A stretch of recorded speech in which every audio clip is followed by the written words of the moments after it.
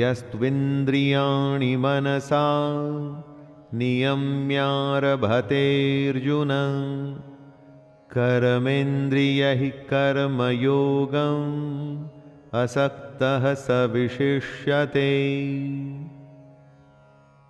हे अर्जुन, जो पुरुष सच्चे मन से इंद्रियों को कंट्रोल में कर उनसे बिना लगाव लगाए काम करता है, वो ही कर्मयोग का पालन करता है, वही श्रेष्ठ है।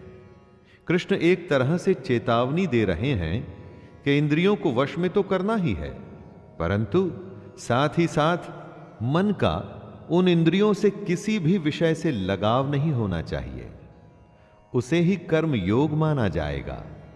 जब इंद्रियां वश में होती हैं तो आप कुछ भी करने में संभव होते हैं।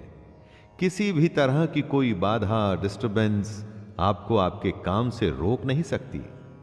और अगर आप इंद्रियों के वश में हैं तो चाहे वो स्वादिष्ट खाने की महक ही क्यों ना हो, कोई रूपसी नारी ही क्यों ना हो, आसपास का शोर ही क्यों ना हो, छोटी या बड़ी हर बाधा आपको आपका काम करने से रोकेगी। नियतं कुरु कर्म त्वं कर्म ज्यायो ह्यकर्मणः शरीरयात्राणि च ते न प्रसिद्धयेद कर्मणः। हे अर्जुन, तू केवल कर्तव्य निभा, क्योंकि कर्म न करने के मुकाबले कर्म करना बेहतर है, तथा कर्म न करने से तेरा जिंदा रहना भी तो पॉसिबल नहीं। अर्थात तू शस्त्र उठा और युद्ध कर, अपना कर्म कर, क्योंकि यह कर्म न करने से कहीं अच्छा है। कहने का अर्थ है कि कर्म तो बहुत सारे हैं, लेकिन उसमें से एक चुना हुआ है, उस चुने हुए को ही निर्धारित कर्म कहते हैं। अपनी मर्जी से अगर आप कर्म चुन लेंगे तो उसे निर्धारित नहीं माना जाएगा।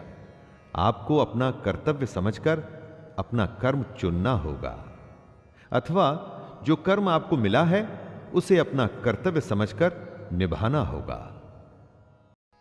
यज्ञार्था कर्मणोऽन्यत्र लोकोऽयं कर्म बन्धनः तदर्थं कर्म कौन्तेय मुक्तसंगः समाचर।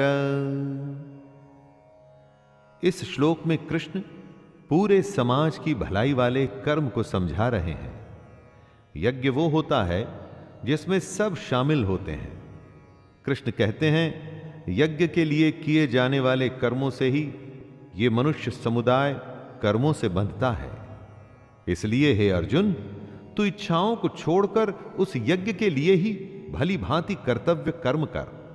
यज्ञ अर्थात समाज और प्रजा की भलाई के लिए किया गया निस्वार्थ काम।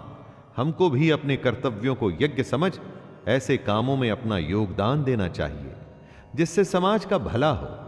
अगर हम सब अपने काम को यज्ञ समझ उसे सम्मान पूर्वक करें तो सबका भला होगा। इसे ही आप निर्धारित कर्म भी मानिए।